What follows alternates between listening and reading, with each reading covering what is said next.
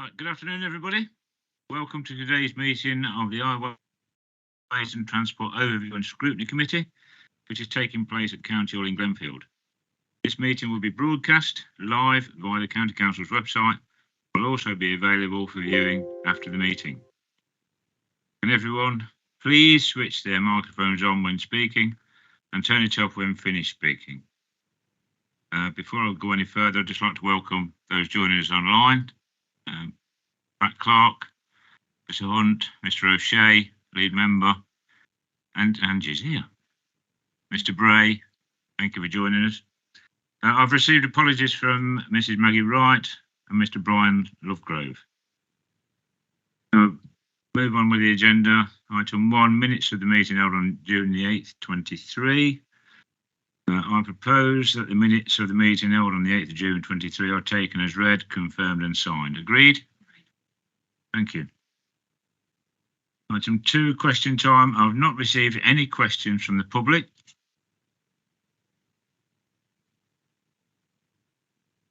Item 3, questions asked by members under Standing Order 7.3 and 7.5. I have received questions from Mr. Max Hunt.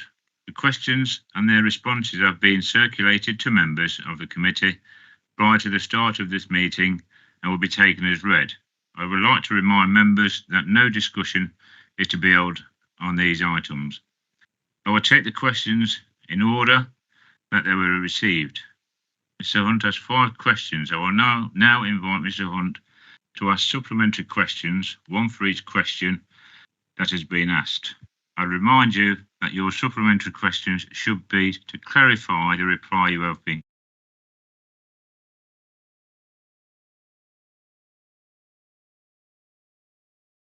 It's 2, 3, 4 and 5. Good afternoon.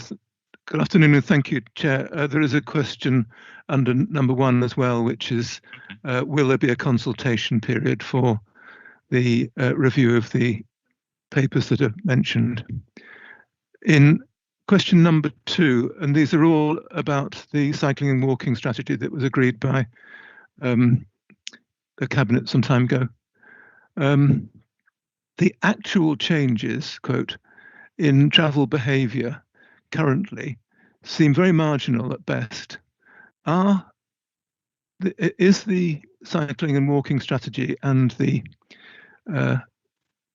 cycling and walking infrastructure programs expected to strengthen the travel plans if they are to be influential in driving the improvement program?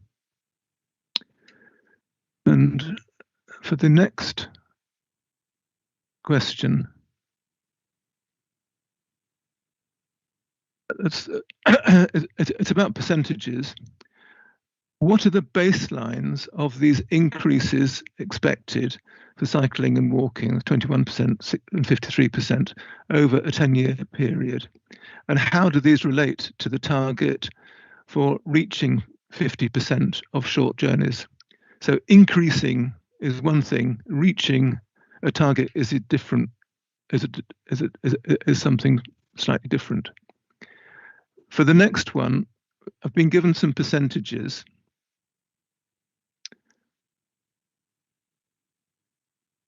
And I'm asking if you could explain why table 9.2 of the Loughborough CWIS, cycling walk infrastructure thing, gives entirely different figures from the ones quoted in the answer. For example, 82% apparently travel by car according to the CWIS, but 53%, including passengers, in the figures quoted in the response I've been given. And could you provide comparative figures for walking and cycling inner and outer areas of Loughborough, which are bound to be significantly different?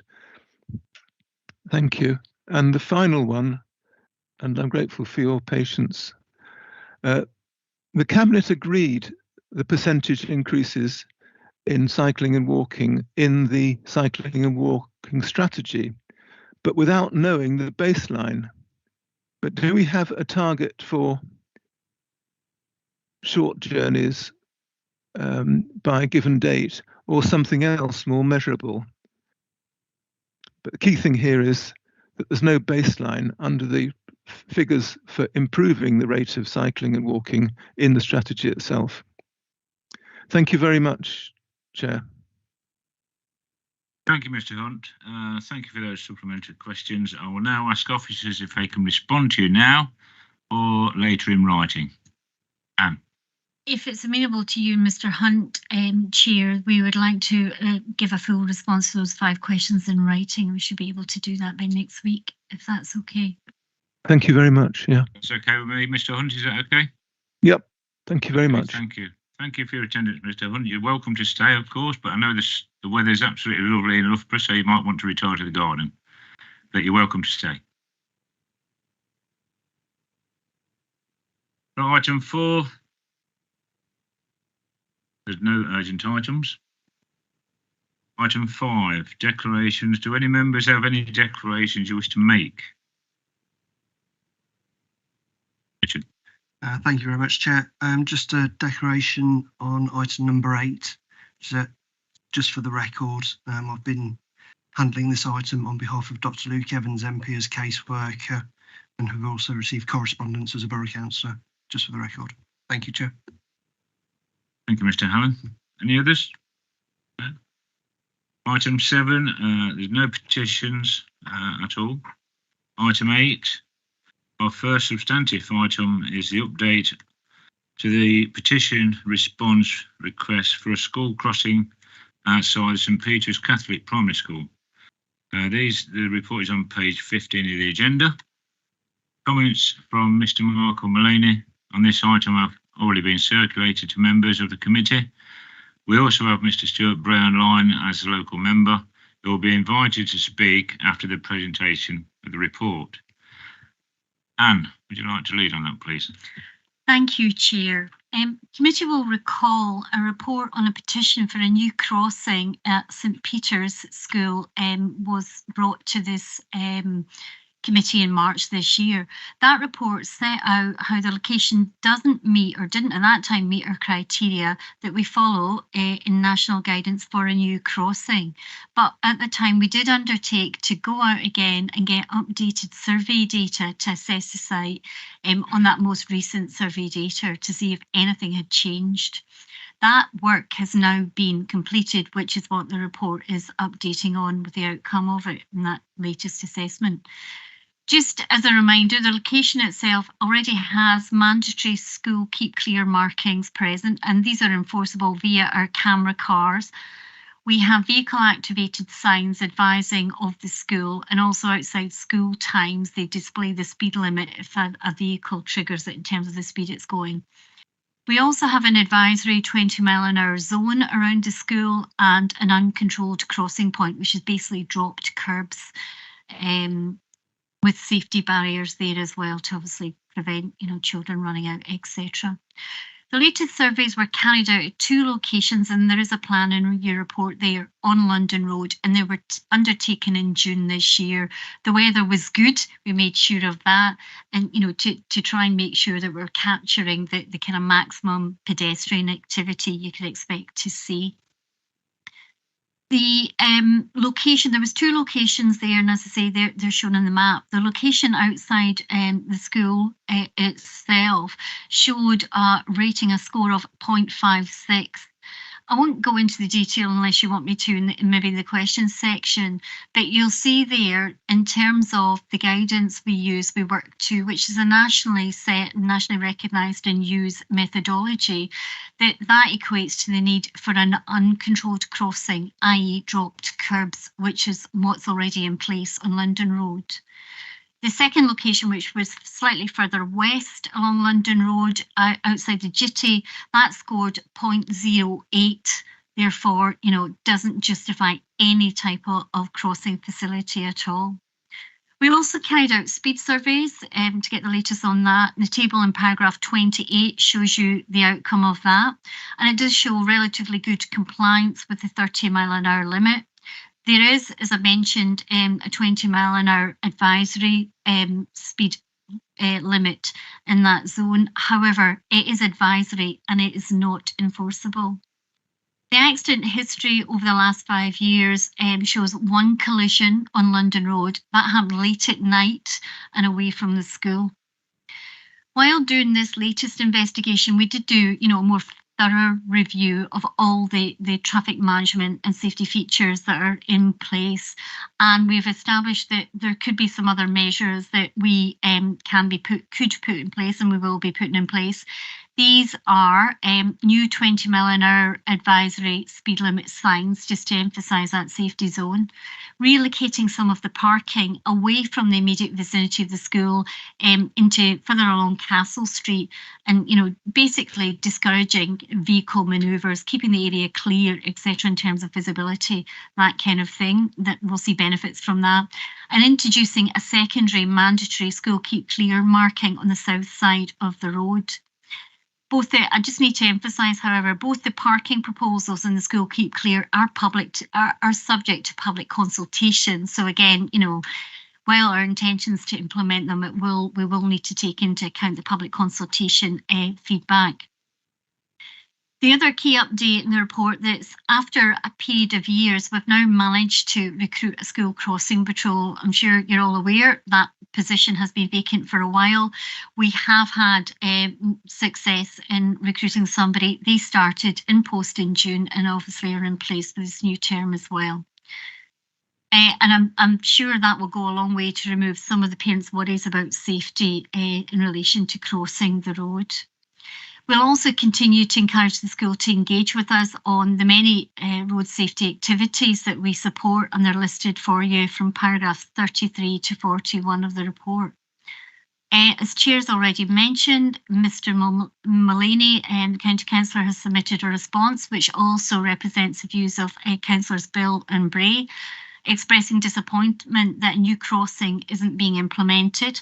He points out that there's a risk that school crossing patrol person might leave their post and can't be replaced. In these circumstances, while it is a risk, as with any school crossing patrol site, we will obviously do our utmost to replace that, because as we do across the county when we have that situation. It doesn't change the fact that this location does not meet the criteria for a controlled crossing. It does not change that factor. From our investigation, we've, as you can see in the report, identified a number of measures which should help road safety around the school. And we now got that school crossing patrol person in place, as I've said. We also hope the school will continue to engage with us and maybe up their level of activity around some of the safety initiatives we offer that will help support their local school community. I think the final point I would say, we will be updating the lead petitioner following that latest assessment to clarify the situation as we've laid out in the report, Chair. Thank you. Thank you very much for that, Anne. Over to you guys. Any questions?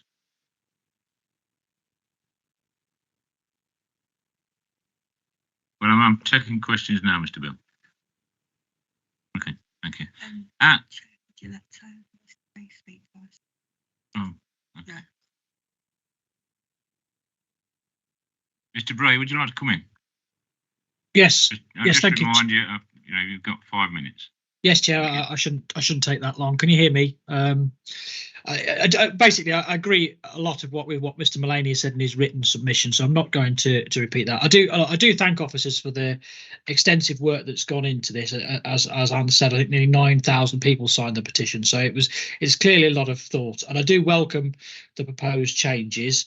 I am, like Mr. Mullaney, disappointed that the crossing isn't going there. The parents are very keen to stress that the idea was it was a community crossing that for the whole time, not just the time that the school is active, although clearly that is when the most concern is there, because obviously it is a very busy location. I do have some specific questions that I would like to ask, or points that I'd like to make, and I'm happy for these to be answered in writing to me if not now.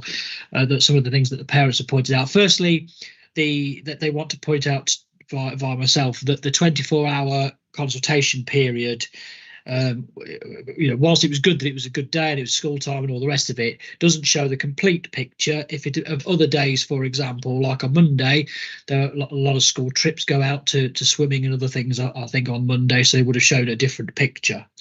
They're also asking, again, and myself, whether all the full data could be published about what's been taken, so people can have a look at that. I would just like to say as well, and I know what Anne said about the last 5 years, but when talking about accident history on that site, I think we do need to be a little bit sensitive. I did mention this previously, that there is a constituent of mine whose husband died in this location a few years ago. So when we talk about accident history, it is quite upsetting for people when things are said that, comments are made that there are no accidents there, or very few accidents there, because somebody has died in this location, albeit a while ago. So I quite like to sort of ask about when timescales, about when some of these things are going to be brought in. For example, the 20-mile-an-hour signs that are promised, additional signs, and moving of the parking bays. I get the point about consultation about TRO, I guess, for the parking to be done. And just to reiterate the point that Mr. Mullaney made, really, I think it was 2017, I raised the first question to council about the school crossing patrol. It took best part of 5 years to recruit that post. I'm grateful we have, and as Anna said, it's took some of the heat out of the discussions, because there is that crossing person there. But if that person was to retire or to leave or whatever, then that does cause us a major problem, and I will be knocking back on your door, Anne, for more action if and when that person leaves eventually, which inevitably they will at some point. And that's it, Chairman. Just to reiterate my thanks to officers for the work. Thank you. Thank you, Mr. Bray. Anne, Mr. Bray implied that it'd take written answers, or if you're able to answer now, then please do so. Can I do a bit of a mix and match, please, Chair? If that's all right. In terms of the point about the 24-hour period of the assessment, and other days there might have been other activity. I mean, yes, absolutely agree. Sometimes you will have that. There will be some differences. However, I will stress that this was June. It was a nice day. It was nice weather. I think we conducted them on 2 different days. There will be variations over time, but we have to kind of take that average view. There is no reason why it should be particularly low. And actually, it's the average view we have to take in order to then, justify that crossing. Because if we did it on a peak one way or the other, you're not justifying. We have to have that consistent level of pedestrian activity. So, I think I'd be quite happy to say that, a sunny day in June will have a relatively representative view of the level of pedestrian activity we'd expect outside that school. But I do accept you will get fluctuations. I don't disagree on that. Full data published, happy to do that. Yes, we're happy to share that. Accidents over the last 5 years and sensitivities. I do understand the sensitivities. However, all I could say is we have to operate to the recorded accident history. And that is what comes to us through the police. We have been through the records and we have looked again, because this particular matter has been raised with us and there is no record within the time periods we're talking of. So all we can do, unfortunately, I'm not saying it's not difficult and sensitive for people, but we can only operate to the recorded data that comes to us via the police. On the timescales for the work, the signs I imagine will be sooner than because the other consultations required for the parking and the school keep clears. But I'm happy just to ask officers to set out our timetable and when we'd expect them to be implemented, and to send that to Mr. Ray. Thank you, Anne.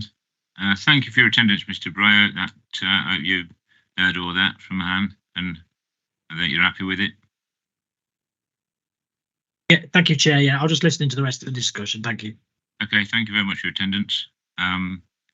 Mr. Bill, I do apologise. I jumped my agenda slightly, so yeah, I will take questions now.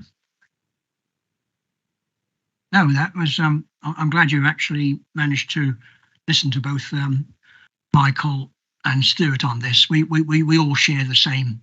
We all share the same view on this. The church schools in Hinckley are incredibly popular. In fact, I believe they're oversubscribed.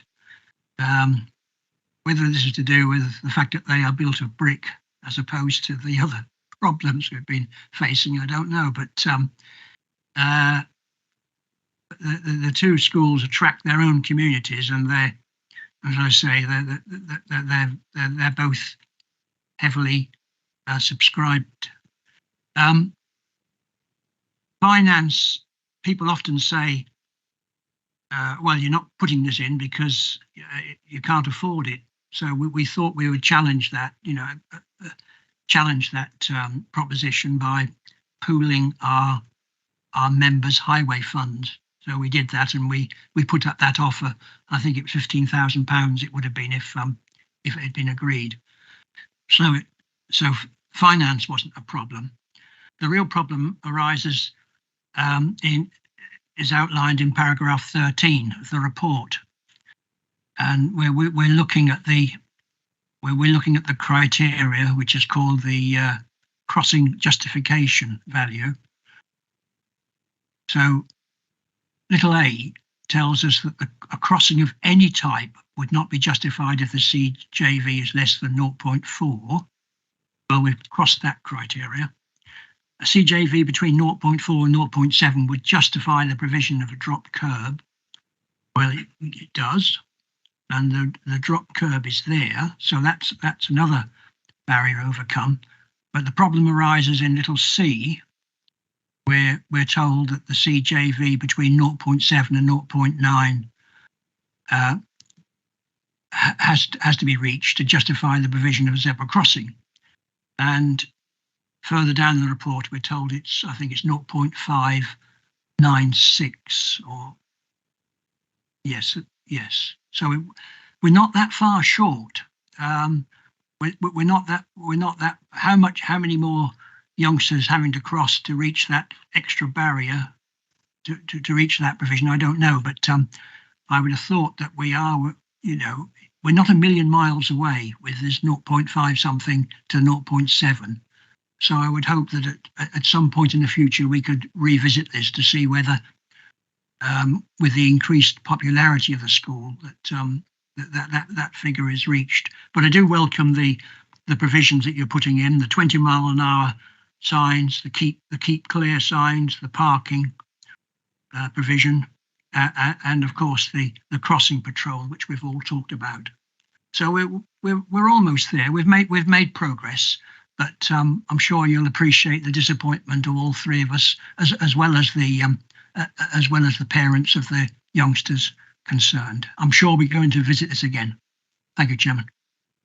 Thank you for those comments, Mr. Bill. And yes, back in March, both myself and you asked for this to come back for an update, and I'm pleased there's progress been made.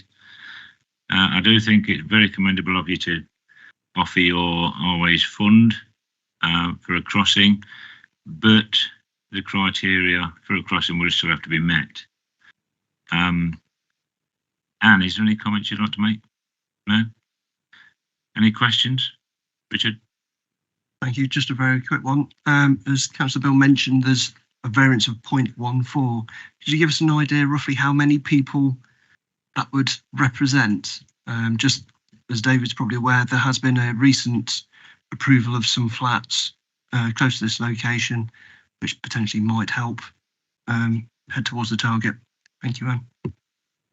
I won't give you precise numbers because it is a formula taking in a number of factors, and that's vehicles. So it's also to do with your vehicle flow on the road and your pedestrians crossing. We also then add in a factor to do with if you've got vulnerable people, so i.e. the fact it's young people, or if you'd had an old folks home close, etc. There's other factors that come into it. So I'm sorry, I'm not able to give you absolute figures. What I would say is, if something significant changed in the vicinity, that would perhaps then trigger a reassessment, in which case we would look at it again. But it would need something to trigger, i.e. the school to change its size, etc. As Mr. Bill said, it's full already, so you wouldn't maybe expect any more or many more children coming into it. But if something in the local vicinity significantly changed, major new development, etc., we would certainly be willing to reassess.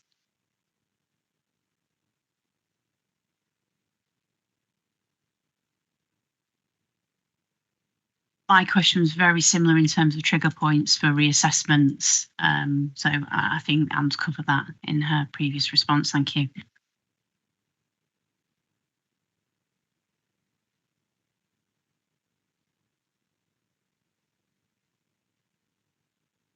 Start again, shall I? Thank you very much for all the hard work, effort and resource that's gone into this. It's very much appreciated. And I have one probably hypothetical question in relation to this.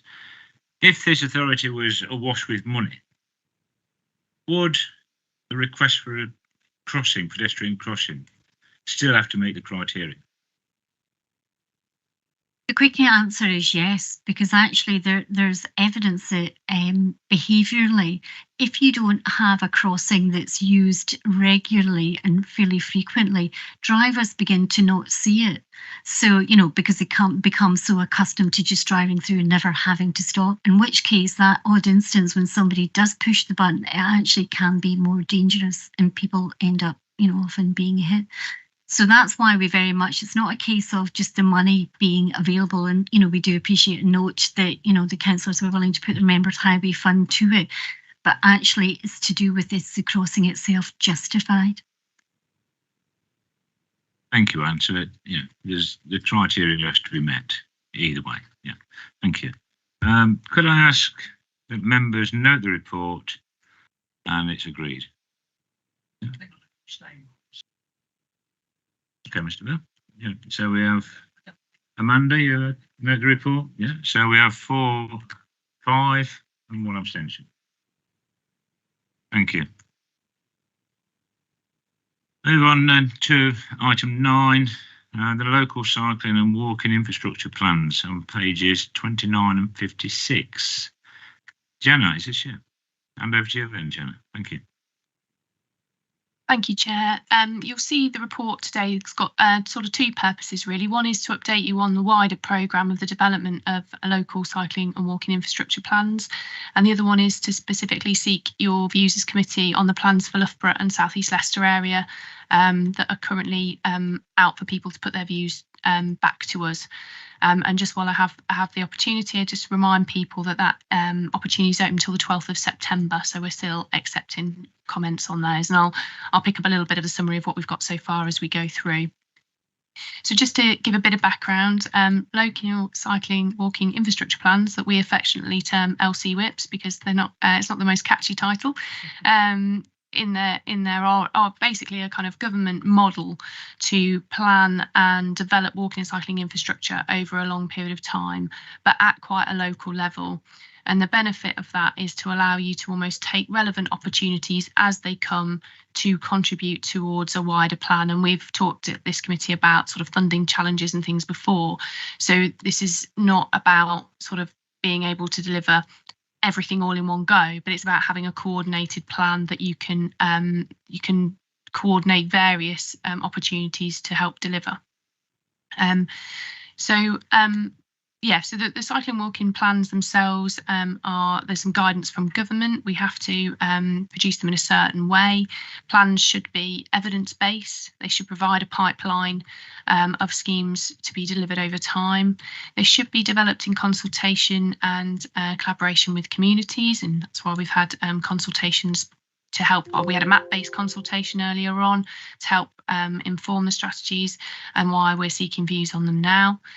And they should also be linked to wider objectives. So again, I just take the opportunity to kind of highlight that the walking cycling infrastructure plans, the LC WIPs, are part of a wider strategy for delivering active travel. So they're very much focused on the infrastructure, so the physical measures that we see around facilities that allow people to walk and cycle, provide good access. But again, there are other important parts of delivering a walking and cycling approach, including sort of things to encourage people to change their behaviour, information provision. They form part of that package of measures. So we've been developing the local cycling and walking infrastructure plans for a while. I think it's fair to say that these 2 have taken sort of slightly longer than we anticipated when we first started working with government on them. And again, this committee, we're aware they're part of the work that we're doing with Active Travel England to try and raise our current rating.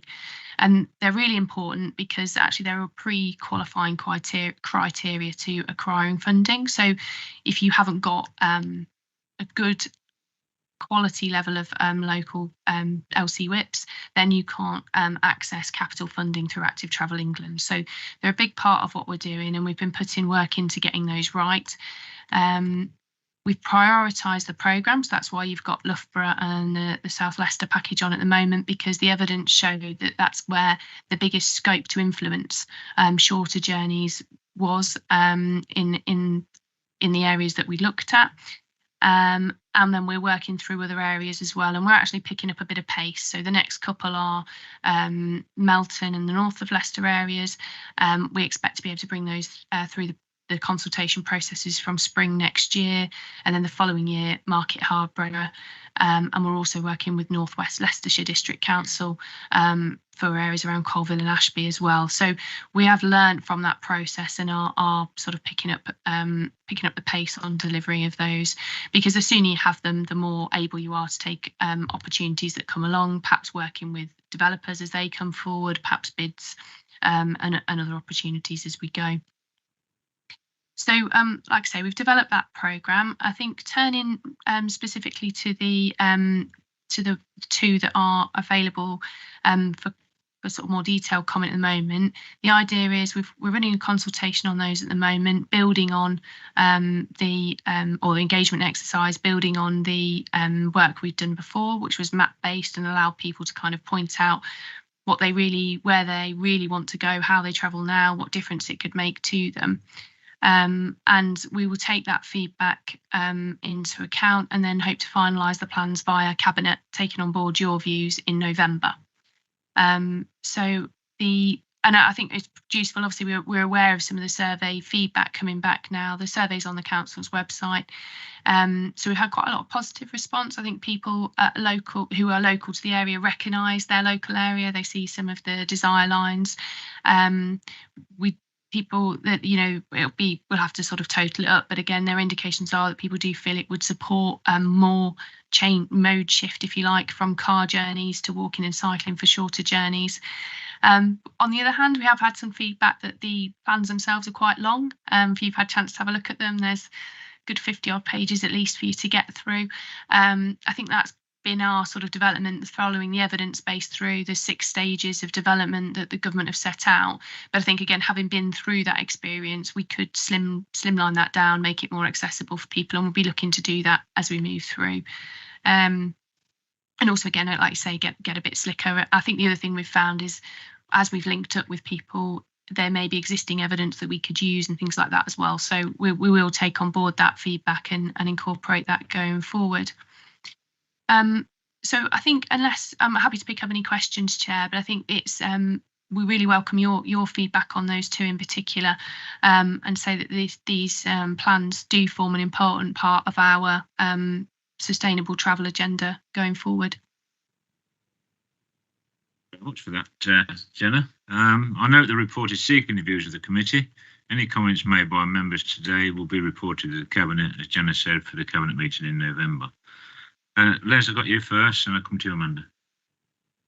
Thank you, Chair. Thanks, Jenna. And I think, firstly, hats off and commendation to the team who've actually pulled all this together. That must have been a monumental feat. So one patch clearly I reside in, which is the south of Leicester bit. So I've got some very detailed, and it's not really relevant to here because it really is. We'll just stick it through on an email to you. It's just some very minute detail about certain aspects of it. What I would query is if I can refer you to 15E and F, or you can have the bit of paper, Jenna, take your pick. Even highlighted. Do these bits have to be taken as a whole, or can they be split? And I specifically refer to the 40-mile-an-hour zone on Cambridge Road between Cosby and Whetstone. It's 630 metres, so it's just outside that 600 metre, whatever it is, 60 metre. I've lost track, 100 and whatever metres. but actually knocking out that 40-mile-an-hour zone is steep relative to anything else, if that makes sense. But actually, that particular stretch of road is becoming more and more residential, more and more urbanised. And actually, it's the last bit of 40 mile an hour that I need taking out. And it's been on the table. It's there as a formal request from some time ago. So I'm just curious, has this all got to be taken as the whole, or are we able to pick bits out and say, actually, that's a quick and easy, cheap win? So thank you, Chair. Thank you, Les. Jenna? Thank you, Chair. I think the engineers would tell me off if I commented specifically on those ones, but as a principle, I think that is exactly the point of having the plan, that if there is a quick win or an opportunity to do something with some funding, we can look at those. And certainly things around reducing speed limits. Obviously, you've got to create the area to make sure it's suitable for that speed limit, so the environment matches the speed limit. But as you say, over time, some areas are changing. We need to take those into account. So there'd be no reason why we couldn't deliver either aspects or routes of these in smaller parts. And in fact, that's sort of why we have the plan, so that we're able to tick things off as we go. But if I can take the actual detail of those ones away and have a look at them. But yeah, the principle is certainly right.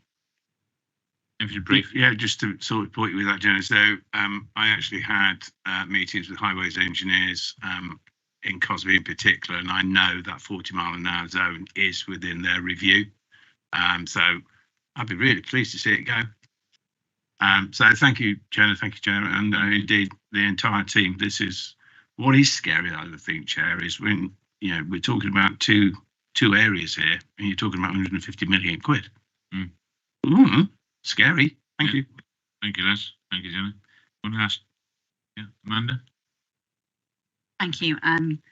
Obviously, I'm the divisional member for Braunston, which is right on the heart of the south of Leicester. But lots of the journeys that people will make will cross over into the city.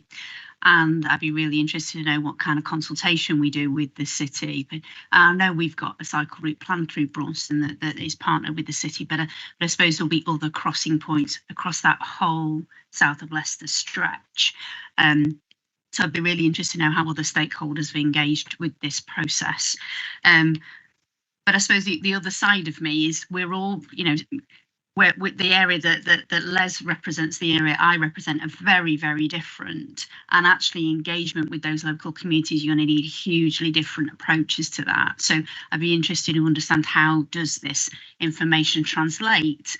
But also, the final thing is how do you then pull in travel plans from businesses in these areas to pull into actually, where are their employees coming from? How do you connect communities? What, I'm really interested in sort of that data that sits behind that. And I didn't know if you had anything that you could respond on that. Thank you. Can you answer that one, Jenna?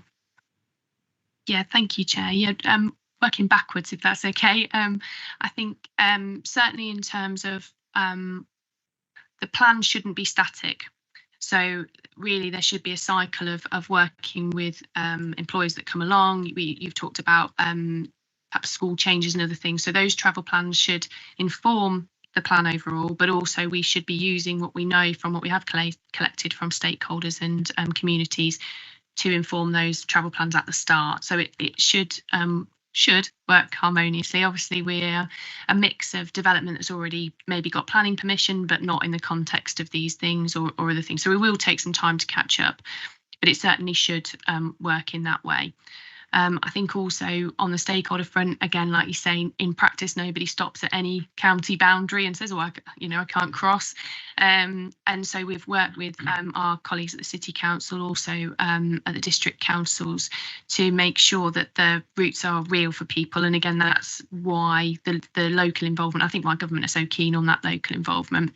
You mentioned an example. So where the appropriate funding streams are available, we make sure that the route's logical where we can, and we wouldn't sort of stop that. And city colleagues have contacted us and said this makes sense to join up, and we've done the same in the past, and I would expect that to continue. And again, to be honest, I think as officers that's easier to do when you already have the plan, because it's there ready to go.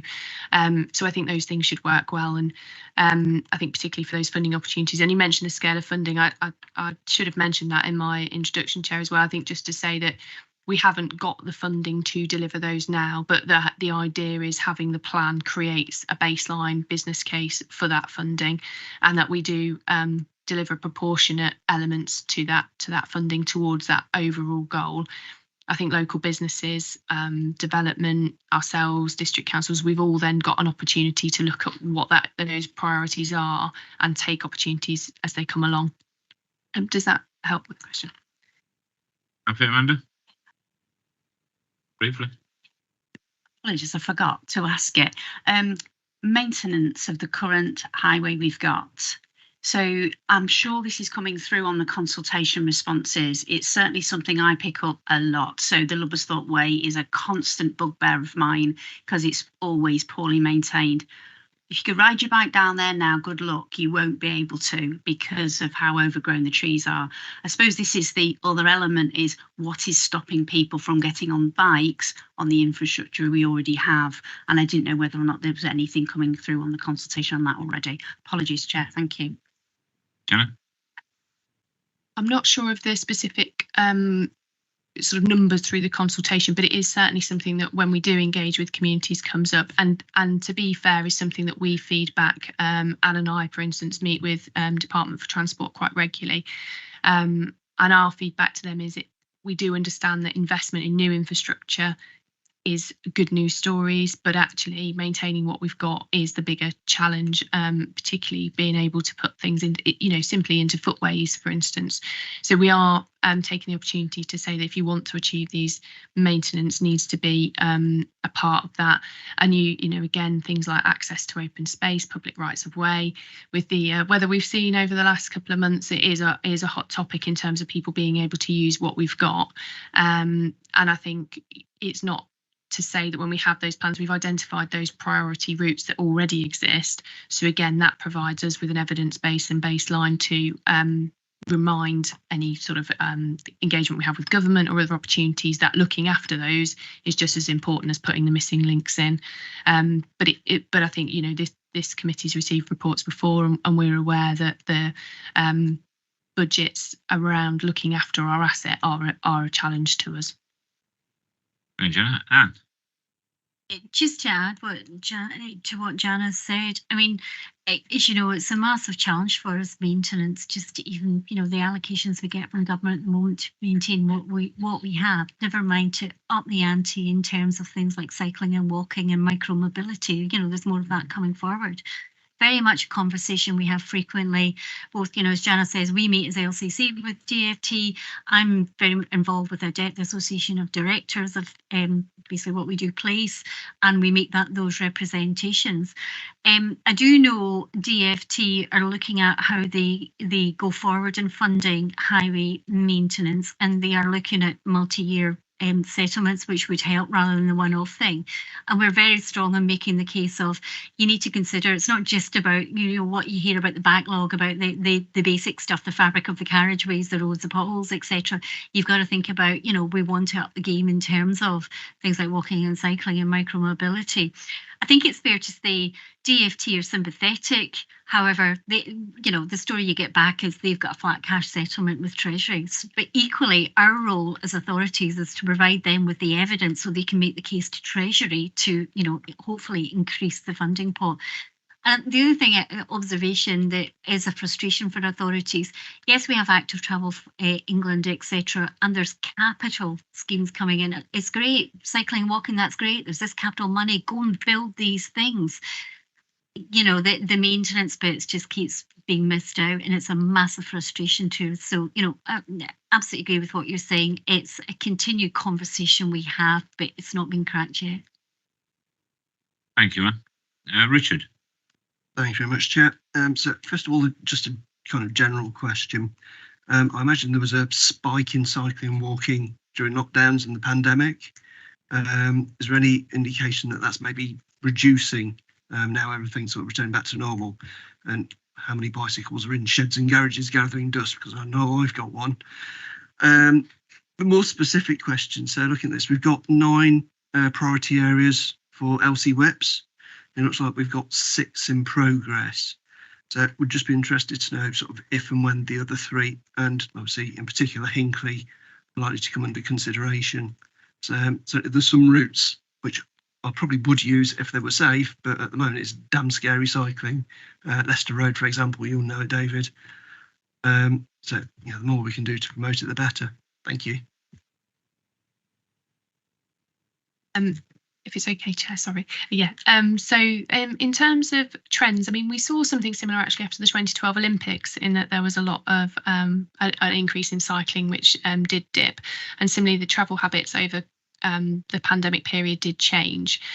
I can't give you exact figures. I think it's fair to say that we have seen an increase back to car usage, trips on the network. We've got a better idea of car trips on the network as a whole than we have walking and cycling data, which is part of what we're hoping to address with some of the questions around monitoring and evaluation as well that have been picked up by this committee today.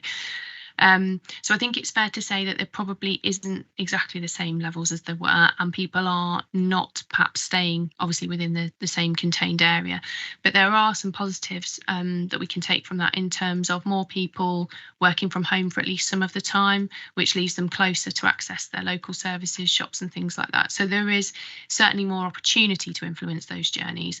But I would suspect, that there are people who perhaps were cycling maybe on the road. We've had some informal feedback where the roads were quieter, people were happy to cycle on them, they're now not.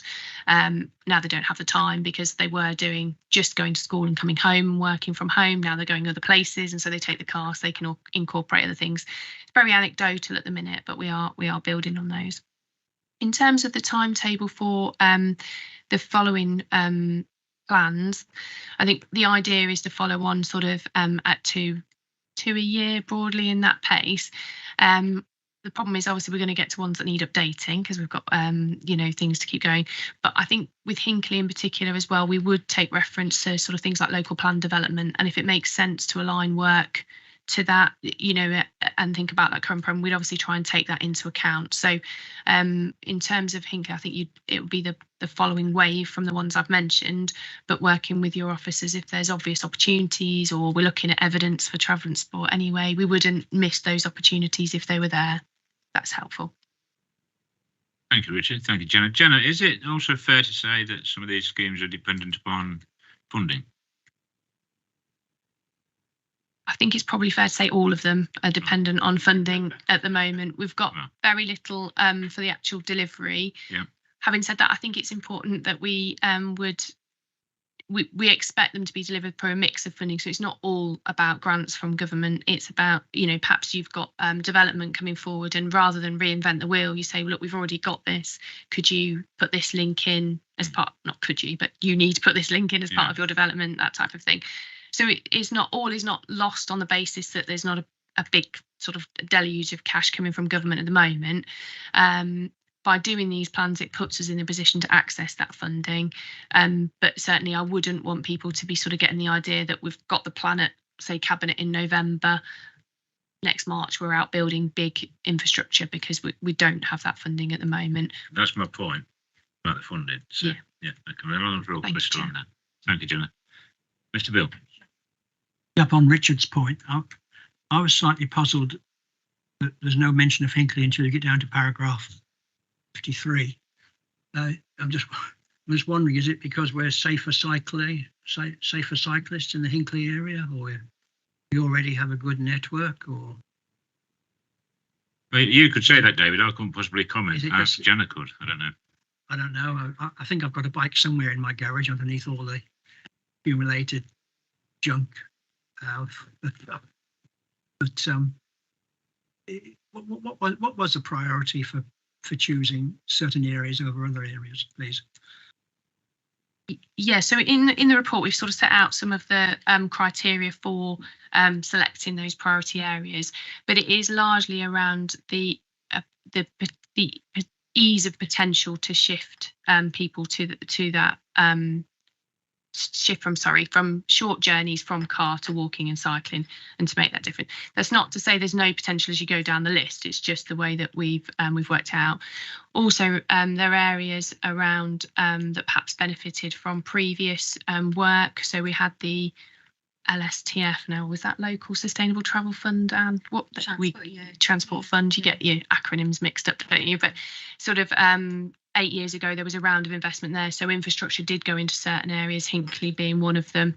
So it may be that feeds into then the opportunity. But I think it's fair to say that the programme commits to looking at all of those areas.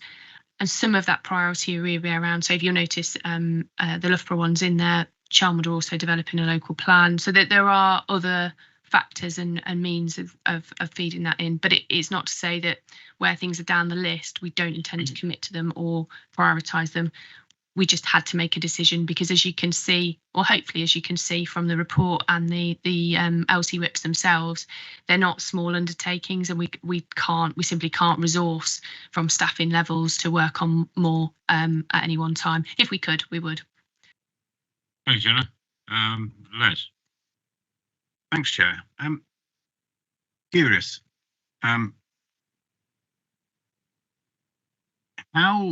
So there's 150 million quid, near enough, on these first two priority areas.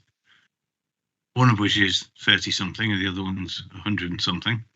So what does the bid look like if you're putting it into government? Do you bid for a particular area, or do you bid for types of projects? Or I'm just trying to work out how you was kind of disseminate and then allocate where that, let's say you won 50 million, how you actually divvy that up in the old terminology. So I'm just curious, Jen, if there's a bit of insight. That's okay, Chair. Yeah, so I suppose the point of the plans, at least in principle, and we'll see how this goes when government funding opportunities are released, is that you actually start with your evidence. So you've identified the priorities and you're saying what you need. What we would then do if a funding opportunity came along. So, for instance, the most likely one at the moment would be the opportunity to seek capital funding from Active Travel England, which would be a relatively, I'm going to say, I know we're talking about millions. You're not going to be in the 10 millions. You're going to be talking at the lower end of that. So you would look at where you had the evidence. You'd also then look at where you've got the best chance of delivery in the time period. So bid money usually comes with a time period. So, for instance, if you've got a whole load of roadworks happening in that area, your chances of getting on the network and delivering in the sort of 12 to 18 months you've probably got. So you'd use all of that and make an assessment about that particular bid.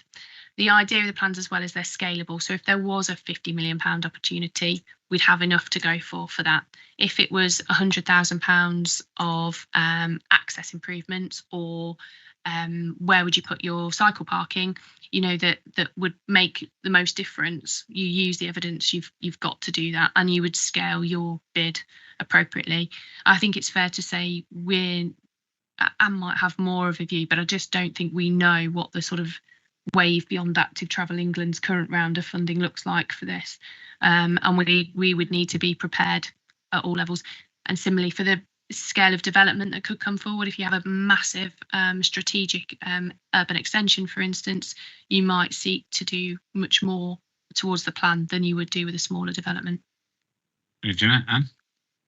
Just to emphasize a point, it really is horses for courses, fundamentally, and it may not just be cycling funding. It may be, for instance, bus funding or a road, roads-based funding, that actually we've got the opportunity to put a package in. The key, as Jana says, is we've got our evidence base to take that from, so we could lift that and put it as part of a package. The challenge for us is really identifying what we realistically think will get, the level of your bid. Is it 1 million bid, a 10 million bid, etc.? What's your strongest case there that you can put forward within the delivery timescales that you're confident you can put it in the ground? And what will it end up with? Because the scale of these things, as you see, £100 million, £150 million, and that's just two. By the time we get round the county, it's going to be a jigsaw. But at least we've got the roadmap. Sorry for the pun, but we have got the cycle map for the pieces of the jigsaw. So if that bit over there actually ticks all the boxes in our strongest case, we'll put in the bid for that. But we know we still want to get all these pieces over here to, we need those funded in order to have a complete network. So the key is having this evidence base so we can go for whichever opportunities come up. Rich, you want to come in? Thank you. Yeah, just a very quick one. Just to confirm the Hinckley plan, that would take into account the other residential areas around it. So Burbage, Barwell, Earl Shilton as well, not just Hinkley Town. Yeah, so part of the guidance, and again, I'm not going to do the technicalities of it justice here, but it is to look at the way people actually use the network and the connection. So I imagine when we look at the journey data in that area, those residential areas really connect into the centre, they connect to each other, and that will be taken into account to kind of set a sensible geographic area kind of based on those movements. So you don't sort of arbitrarily cut an area off. You know, on a map basis, you'd look at the evidence and do it that way. Yeah. Thank you, Jenna. Are we all through on this? Yeah, okay, well, thank you for your comments and questions. Can I ask that members note the report? Is that agreed? Thank you. Moving on to item 10. Next, we have the Highways and Transport Performance Report to June 23 at pages 57 and Route 66 on the agenda. Anne, please. Thank you, Chair. This performance report covers the period to June this year, and it also includes the latest National Highways and Transport Survey information. That's an annual survey we used to update a number of the performance indicators, so that's now been available in the period since the last one, so we've updated that as well. The 7 performance indicators that have been updated, 5 have improved, 2 have declined. Okay, so I'll just take you through the ones that have changed. I won't go through the whole report. Just a couple of things to remind you, we do a comparative. Some of the information, particularly the National Highways and Transport information, it compares us to other English counties. There's 33, and when we look at those, across those, we've got 8 performance indicators that appear in the top quartile. So we're in the top quarter in terms of performance. That, however, has come down slightly. Previously we had 12. But we've only got 3 below average performance when in comparison to those other counties. If you look at perhaps it's the easiest to look at the dashboard at the appendix. The ones that have been updated, firstly, if we look under the outcome for the strong economy, transport and infrastructure, local bus passenger journeys originating in the local authority area. So just as a reminder, the ones that have been updated have got a colour of direction arrow in that column, and it shows the ones that have got a coloured arrow are the ones that have been updated. So for that one, local bus passengers originating local authority area, that's increased. We're seeing the actual patronage increase. It's gone from 8.7 million to 9.2, which is great, until we remind ourselves that in the pre-pandemic days, we were up at between 12 and 13 million. It remains in the 4th quartile. I would again, however, remind you that in pre-pandemic days at that higher rate, we were still in the 4th quartile. So, we've got a long way to go on that. And it just reflects some of the challenges the bus industry is seeing nationally at the moment, has not recovered as much as, other areas post-pandemic. Just on that, however, you're probably aware the government is doing quite a lot to support the bus industry nationally. They've got the likes of the £2 cap fare, and also there's bus service improvement plan plus funding coming out to both directly to operators and to local authorities. So they're very aware that it's a difficult time for that sector, and there's activity going on to support it. But those figures just, show you exactly how hard it is. For park and ride journeys, they've gone down slightly. We had to come back up there. They've gone down from 176,000 to 165,000. Still, however, below the pre-pandemic levels. But I think it's recovered. Fair to say, park and ride's recovered a bit better than local bus services. The pre-pandemic figures were round about just over 200,000. If I look at the National Highway and Transport Survey indicators, that's on the same page under where 6 of them out of the 7 are under that same outcome. We've fallen in all of them except satisfaction with condition of highways, which has increased just very slightly. Despite that, however, performance for the satisfaction with condition of the highway indicator and the condition of pavements and footpaths are both in the top quartile. And what I take from that is, it's obviously a trend nationally that authorities, the satisfaction in general is falling. And perhaps, again, we could reflect that, some of the challenges of maintenance that we're seeing nationally across the networks. Just moving on to the next page then, the safe and well indicators. 4 have been updated. They're all improving.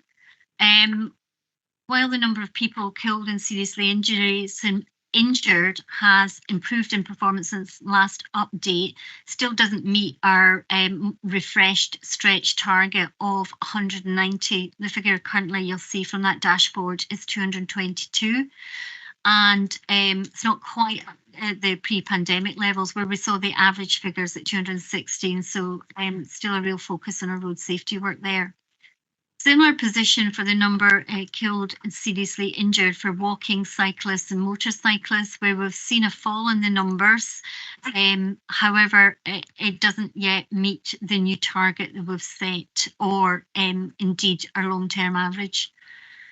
The other 2 road safety indicators are improving and they've both met their targets. All 4 indicators, I would say, is just a reminder, are the top quartile. So we do well nationally on road safety actions and activity and performance.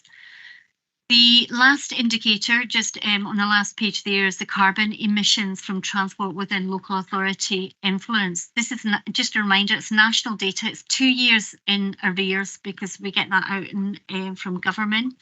The latest update shows a reduction in performance with an increase from 980 kilotons to just over, well, it's 1,115.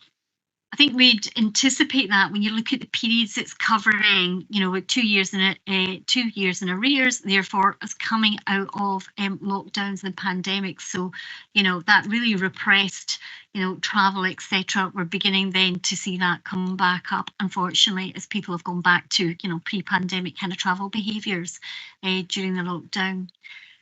So still probably as we'd anticipated, but unfortunately not going in the right direction. They were the key things I wanted to highlight that have changed since the last report, but happy to take questions, Chair. Thank you, Anne. Colleagues, any questions? Mr. Bill. Generally a very satisfactory set of results, but I always look askance at statistics. You say local bus passengers are down. Well, if we're withdrawing, if bus services are being withdrawn, then it's almost bound to be a reduction. I mean, you could equally argue, I suppose, that rail passengers are down on a Monday because every Monday there's a strike or something. Or you're working from home. You have to read, you know, there's all sorts of things you can read into these statistics, isn't there? Thank you, Mr. Bill. Mr. Murray. Thank you, Chair. Thank you for the report.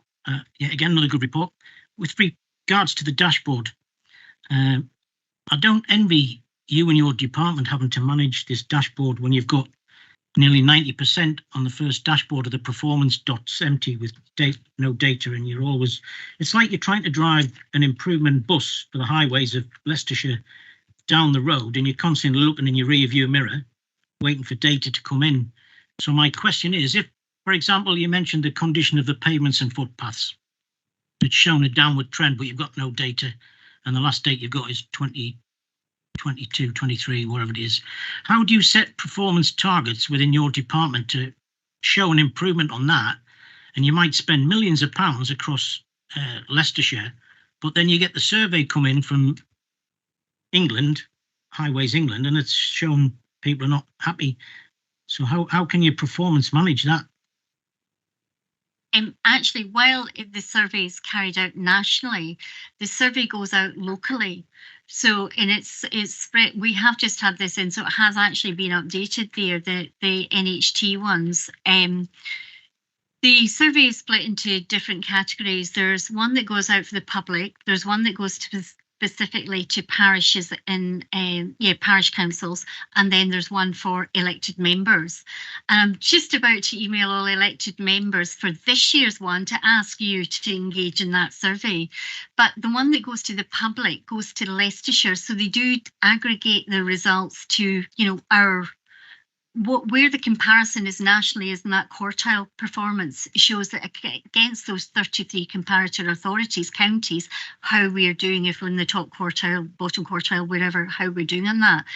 And just to give you an idea, it's roughly, I think it goes out to around about 6,000 people, and on average you get about a 25% response, so maybe about 1,500 responses, but that is Leicestershire responses.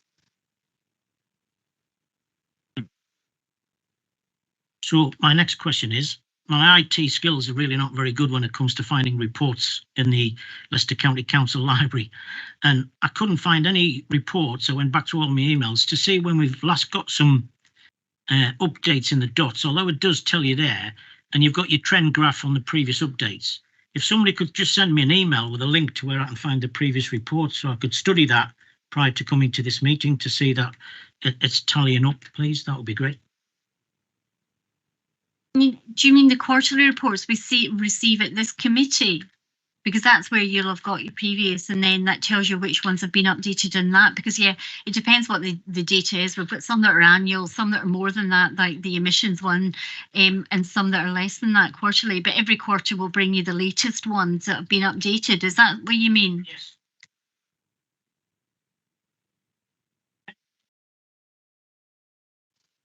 These ones are on the website under the Scrutiny Committees link. So on the LCC website under this H&T overview and scrutiny, you can then search by date, and every quarter's, every meeting's reports are there. Thank you very much. Amanda.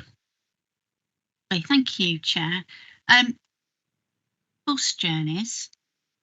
How are we? It says even before the pandemic, Leicestershire doesn't do as well as other areas. What's the measure? Because I can tell you 20 buses go just to Bosworth Academy twice a day because they're transporting school children, whereas other local authorities would use the public buses to get to school. So what's the, what are we counting? How do we compare against other authorities? What's the measure? Because I think it's tricky if you're not really comparing like with like. I'm going to have to come back to you on the detail of that. That's all right. It is, as it says there, it's about bus passengers originating in your area. So I'm guessing it is, but I'm assuming it doesn't mean school children unless they're on a public service. This will be public services, the local bus services, not specific school services. Any person getting on a bus in Leicestershire, that's what that should be counting. I think the next bit that I'm not able to, and apologies, answer is how do we make sure that for Leicestershire is comparable for a much bigger or much smaller authority, therefore, that like for like in that quartile report, that quartile performance. If you're all right, can I come back to the committee with that with a bit more detail? I mean, yeah, if you're looking, I mean, obviously we're not going to be ever comparing with Greater Manchester, but all of Greater Manchester school children will use the public bus service. They will not have this very complicated, lots of, Roberts coaches going all over Leicestershire. I just think it's really interesting. I would be really interested to know just how many million journeys extra that would equate to if we're actually looking at school children. And we know that particularly school children are heavy bus users. So I would just be interested to understand what the statistical comparisons were. Thank you. I guess Robert's coach is probably a little bit more reliable. The only other thing I would say on that is, because I do keep quoting this figure of the 33 counties, they are, in theory, comparable to us. Therefore, we shouldn't maybe have the Greater Manchesters in there. However, there will still be a distortion with those, I imagine. So, if I could just delve down a wee bit deeper for you. Thank you. Before I move on, I'll just invite Mr. O'Shea. You're still there, was he? I certainly am. Would you like to make a comment on this item, Mr. O'Shea? Well, yes, basically, I go to Mrs. Hack. Greater Manchester is more of a city and an urban area. We're a county, and we transport our children all over the county, and because of academies that have been, put in place by government, children now travel further distances to go to academies that their parents want them to go to. But no, I'm happy with the way that we're going. Unfortunately, I don't think think it's just the fact that, you know, we're having to cut some bus services, that the numbers are going down. I think it's a general trend that, you know, passengers are not using the buses like they used to use. And I don't know what the answer is to that. You know, every time I put a message out, I ask people to use the buses so that we don't lose them. And basically, you know, that's the message we should be putting out across the county. Thank you, Ozzy. Thank you. Les, finally. So what Ozzy's just mentioned in a roundabout way, and a bit of Amanda's, I guess, but there's a fundamental conflict, isn't there, to some degree? If we're pro wheel and getting people out of cars and onto walking and cycling and then potentially we're going to pull them off the buses as well. So there's a kind of, I guess part of the question is, what's the increase in pedestrian wheeling movement versus bus public transport, if that makes sense? Because, you know, if we're actively trying to get people off combustion engine vehicles and walking and cycling, then they must be coming out of some form of vehicle transport. But equally, that could be different in summer months to winter months. Absolutely. So I'm glad we have officers that have to try and understand all this incredible data. Just a couple of comments, not a definitive answer in any way. I mean, what we're trying to do is give people more choice, isn't it? And yes, you know, to help us with some of the issues like we have congestion, emissions, etc., etc. But what we've got to think about is walking and cycling will be good for certain journeys, mostly short journeys. Very few people are going to do, you know, a 20, 30 mile commute, you know, by, some will, but not all will, but bike, etc., a real minority. Buses are, you know, will do that greater distance.